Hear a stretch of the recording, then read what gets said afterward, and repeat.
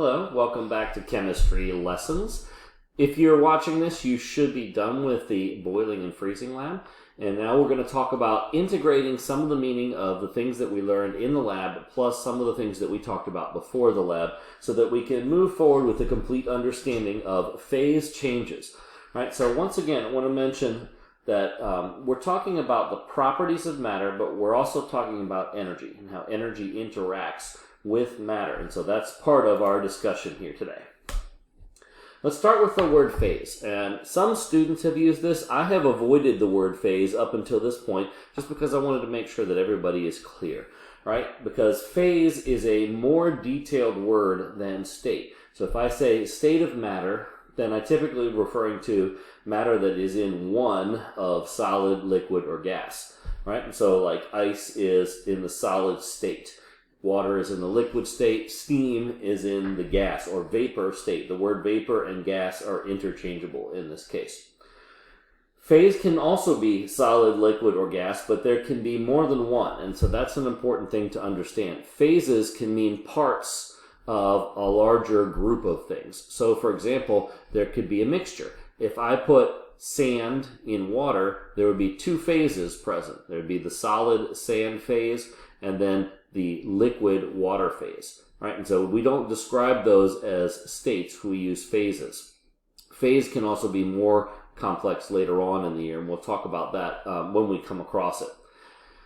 In this case, we're talking about phase changes, which could also be called changes of state or state changes. But the reason why I'm using the word phase here is because when there's a phase change, there is more than one state present at the time. So for example, when I melt ice, there's both solid and liquid. The ice gets wet while it melts. When we boil water, there is both liquid and gas. The bubbles are the gas phase. And so we have more than one phase during a phase change. And when we change phase, of course, energy is directly related. I could be adding energy to change phase, or I could also be removing or cooling something down to change phase. But as we learned in the lab, when we're changing phase, the temperature stays the same. And that's something that we're going to discuss and draw out as we go forward. Now, first, a quick review. I'm sure you know all these terms, but when we're talking about changing from solid to liquid or from liquid to solid, we're talking about melting and freezing. Now, I want to make the point that the melting temperature is the same as the freezing temperature, and we call them the melting point and freezing point, or just the melting point sometimes. There's a deeper name for that that will come up in one of your packets as well. Melting and freezing happen at the same temperature. So if we're talking about whether something will freeze over on a roadway, for example, so we're talking about 32 degrees Fahrenheit. Will it cool down below 32 degrees Fahrenheit or 0 Celsius? Same thing if we have snow and we're asking whether it would melt, right? Will it warm up to 32 degrees Fahrenheit or 0 degrees Celsius? And so it just matters what direction you're going. Are you adding heat, which is melting, or are you removing heat, which is freezing? But they happen at the same temperature. It's important to understand that. Same thing for boiling and condensing. Boiling and condensing happen at the same temperature. 100 degrees Celsius or 212 degrees Fahrenheit are those temperatures. If I'm adding heat, of course, I'm boiling, and if I'm removing it, then I'm condensing. Boiling can also be called vaporization, right?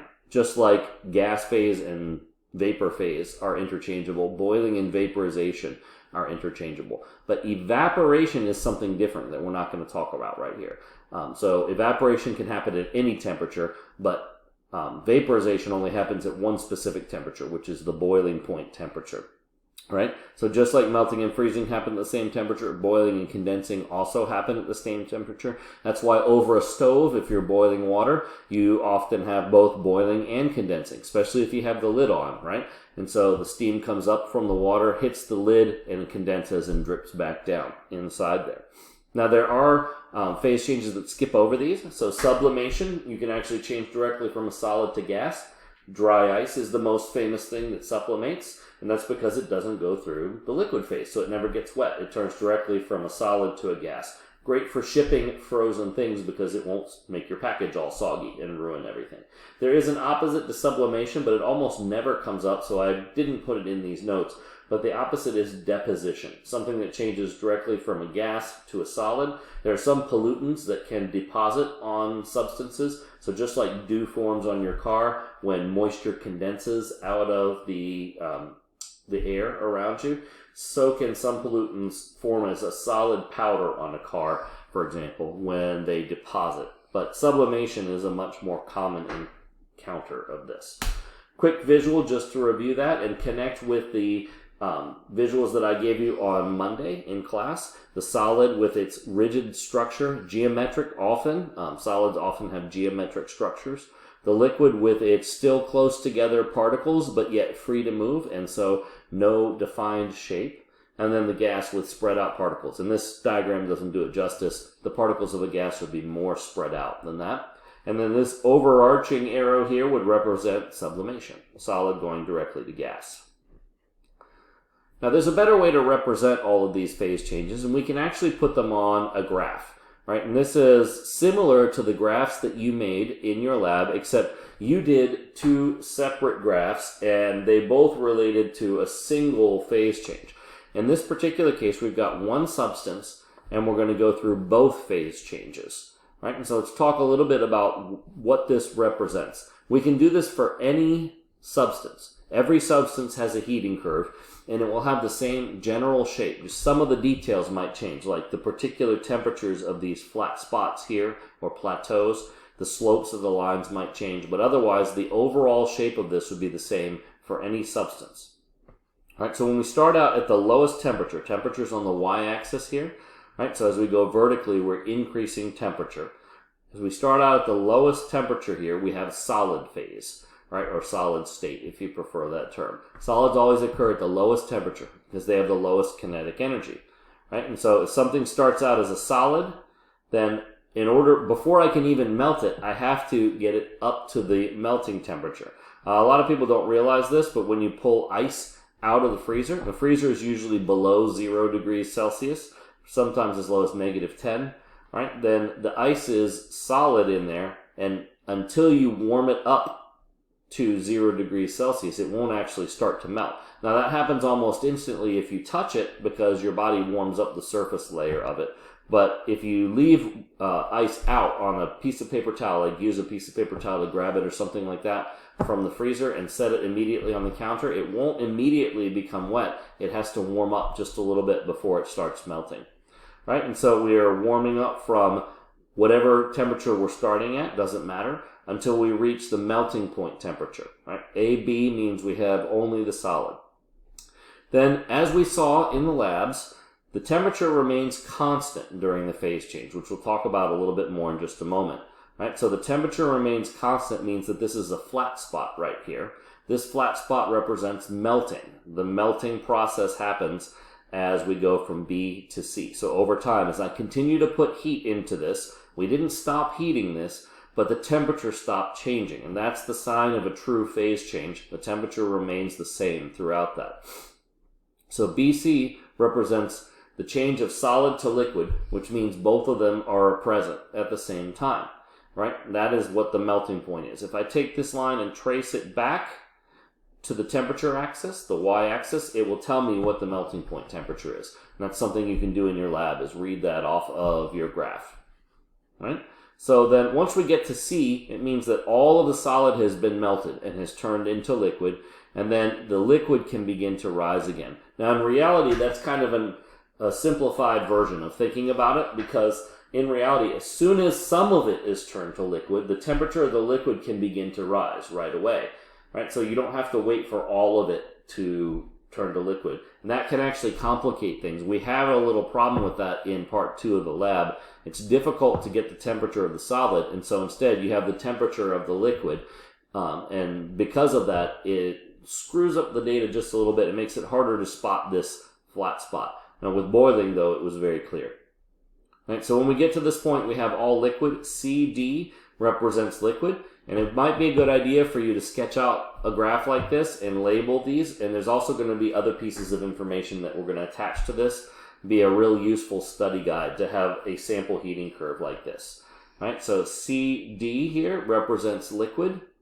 Right? During the liquid state, the temperature can rise again because there's only one state present. Okay? And then finally, eventually, the liquid is going to reach its boiling point. Okay? At its boiling point, again, the temperature is constant, which we saw very clearly from part 1 of the lab. During the boiling process, the temperature remains the same, even though we're still putting heat into it. Right? And so from D to E, we have both liquid and gas. We have the liquid boiling, creating gas bubbles that are within there.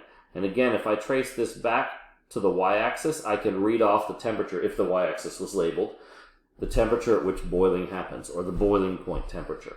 Right? So we have 3 sloped segments, A, B, C, D, E, F. Those represent the 3 states of matter, solid, liquid, gas. In between them, we have flat spots with 0 slope. The lower flat spot is the melting point, and the upper flat spot is the boiling point. So the flat spots represent phase changes, and the sloped lines represent single states along the way. So why does this happen? Well, when we have a solid rigidly packed together, all of its particles tightly fit and in a specific structure, as I raise the temperature, they're going to speed up. They're going to vibrate more and more. At some point, they will actually break loose from the structure. In other words, they're vibrating too much. There's too much kinetic energy in them to remain within the limitations of their structure. So when they break out, then they begin to turn to a liquid, and that's the melting process right here. The rearrangement of the particles, breaking apart that structure and allowing them more freedom to move is what's going on there.